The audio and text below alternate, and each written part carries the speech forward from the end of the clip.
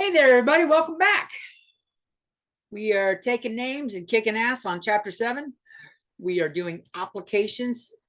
And this is 7.4. Sorry, 7.4. This is part B. These will be distance problems. We're doing applications, so we'll do a couple distance problems. They come in a couple flavors, so I think it's worth seeing. The first one we'll do. Let's say John goes on a road trip. We'll use Mr. Blakely. This is his textbook. Let's throw him in one of these problems. All right. Sound good? Let's do it. John goes on a road trip.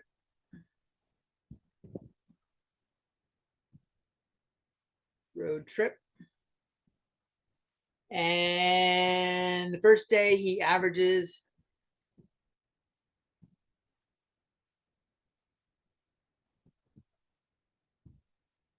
72 miles per hour. And he felt like he was going slow. So the second day he drives faster. Second day he averages 80 miles an hour.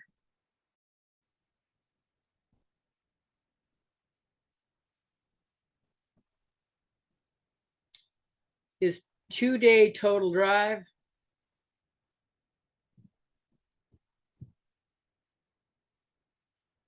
took 15 hours. And he covered 1,148 miles.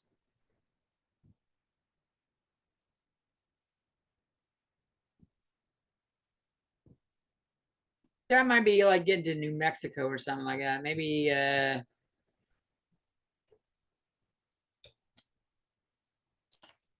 don't know, Texas, if you're going fast enough. West side of Texas. Maybe say Seattle. That's a long drive. Seattle. Let's probably maybe went to Seattle. So how far did he make it each day?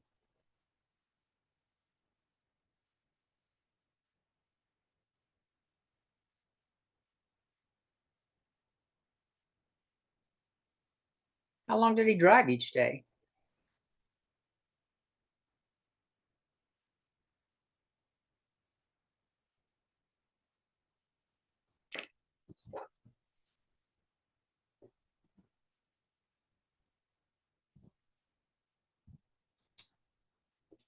Okay, this is a distance problem. Remember, rate times time equals distance.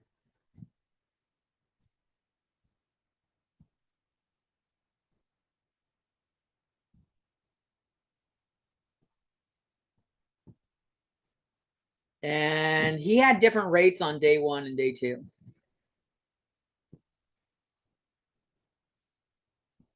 Day 1, he went 72 miles, or averaged 72 miles per 1 hour. And day 2, he averaged 80 miles per 1 hour.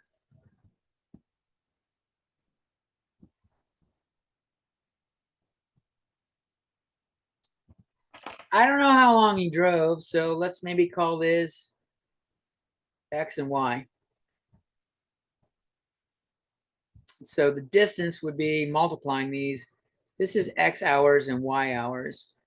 So hours kind of cancel when you multiply, and you get 72X miles and 80Y miles.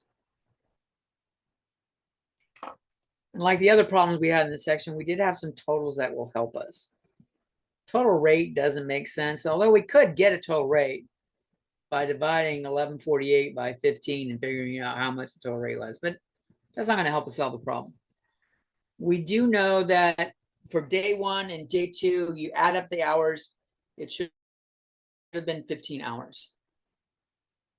And we know the total distance he went was 1,148 miles. That's adding the distance from day 1 and the distance from day 2. So we should have X plus Y equals 15. And 72X plus 80Y equals 1,148.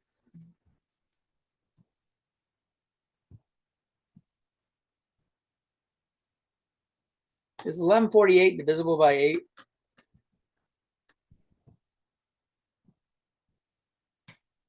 Not evenly.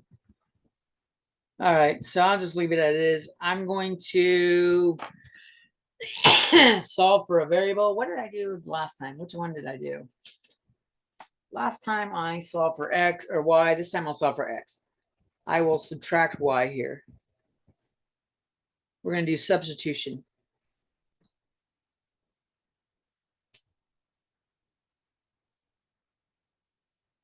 I'm going to replace the x with 15 minus y.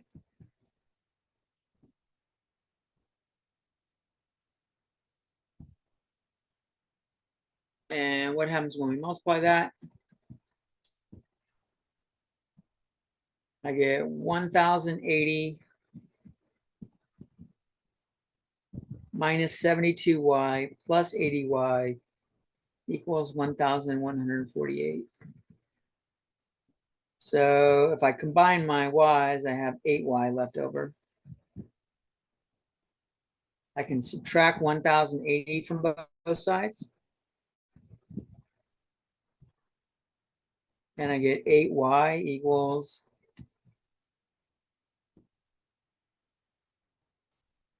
68. Divide by 8. They're both divisible by 4. This is 17 over 2. 8.5. I guess I could have just done 68 divided, yeah, 8.5. So y equals 8.5, and that was hours for day 2. I'm going to plug this. I'm going to be lazy, and I'm going to plug it in up here. You should plug it in up here. But to save some space on my paper, I'm going to plug it in here. X equals 15 minus 8.5. X equals 6.5 hours. So 6.5 and 8.5. He drove less hours and slower on the first day. He's like, shit, I didn't make it halfway kind of thing. He couldn't have. If he drove slower and drove less, he couldn't have made it halfway, and he had somewhere to go, so he picked up the pace. So we found our X and our Y. Did we answer the question?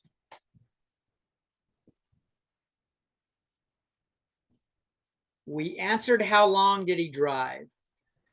We did not answer how far did he make it each day. So how far he made it each day. So I'll circle these. And I'm going to put day 1 and day 2 here.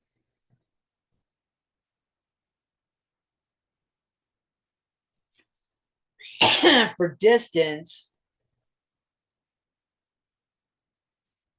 day 1 was 72 times x. 72 times 6.5. He made it 468 miles. On day 2, he was going 80 times 8.5.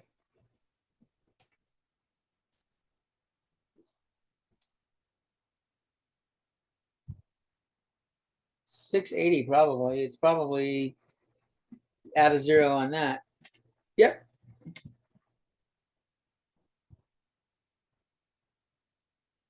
On the second day. Now we have answered both questions.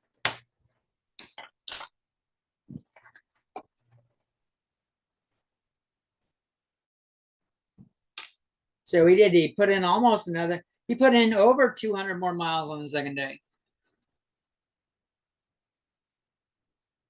This is doable, this kind of driving for a couple days. If you do it for a lot of days, you get home and you're just like, I don't want to get in the fucking car ever again. Trust me. My wife and I did a road trip where we went to like Florida, up to Maine, back over to Idaho, and then back down to California. And we did this in some zigzagging. So we hit like, and we went to like Tennessee, went to the Grand Ole Opry. It was 3 weeks. It was around the entire country, and I drove the entire time. We stopped for a couple days in Baltimore because I had a conference to go to. That's why we were doing it. But I was logging like 9 hours a day. By the time we got home, I was skipping things I wanted to stop at. There's this fire monument or flame monument near Las Vegas. It's like a like a natural landscape kind of thing. We skipped it because it was just like, I'm done. I don't want to drive again. All right. You can do it. All right, next problem. What are we going to do? Here we're going to have upstream, downstream. We did something like this earlier. Here we're going to have the equations done differently. So Brad is on a boat. Brad's boat is going, it goes downstream. Its downstream speed is 3, he goes 3 hours and he covers 90 miles. And upstream, he drives, not drives, but goes for 5 hours and covers 90 miles. So he went upstream and back to get to the same spot. So let's do a rate times time equals distance.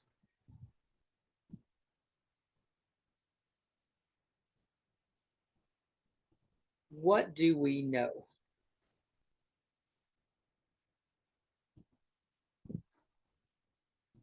So we know he had a downstream thing and an upstream. I didn't even give you a question.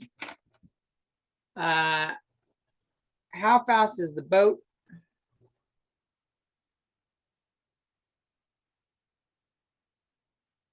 And how fast is the stream?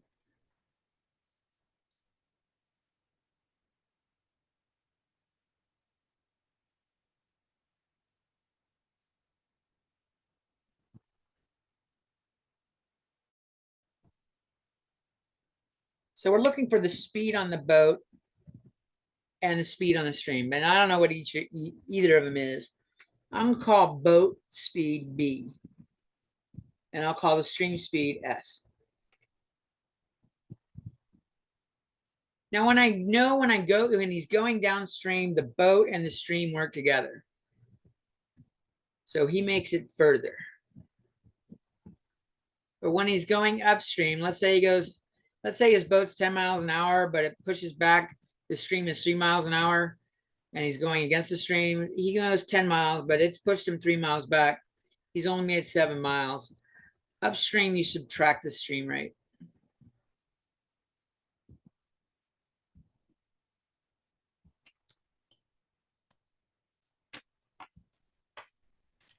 I do have some time though. Downstream only took 3 hours and upstream took 5 hours.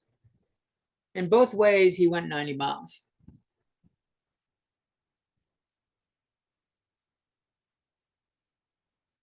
And that 90 miles is 3 times B plus S. And this 90 miles is 5 times B minus S. So here we don't need this thing right here. We don't need a total down here. Not helpful. We actually have our equations right there.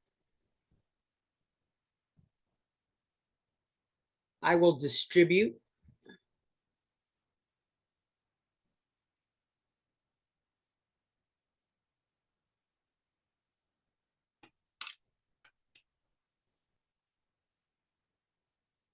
and we've got 2 equations, 2 unknowns. We can solve this. Ooh. You don't have a good, this is not going to look good on substitution, is it? I mean, well, it could. It's not too bad on substitution. I guess it's not too bad on substitution. I'm going to do, I like that this is equal and equal opposite signs right now. I'm going to multiply this over there and this over here. So I'm going to multiply these by 5. I'm going to do the elimination. Last time we did subtraction. or substitution. And I'll multiply these by 3. If I do, I get 450 equals 15b plus 15s. And here I get 270 equals 15b minus 15s, which I will stack underneath this one.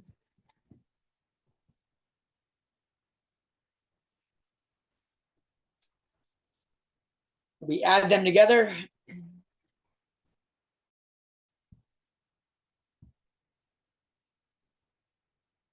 300 would be 750. This should be 720. Yep. 720 equals 30b, and the s's go away. I divide by 30. 72 divided by 3. Let's see. 24.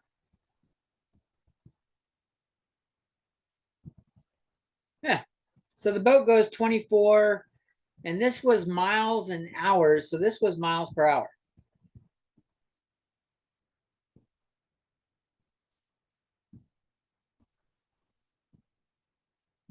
And if I want the stream speed, I just got to plug this back in one of the original equations. I'll plug it in up here. 90 equals 3 times 24 plus 3s.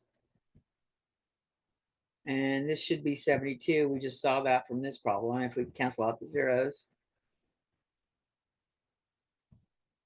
We'll subtract 72 from both sides. I get 18 equals 3s. Divide by 3. And I get s equals 6 miles per hour.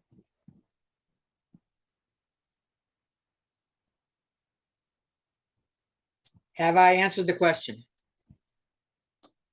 How fast is the boat and how fast is the stream? That's the boat speed and the stream speed. We have answered the question.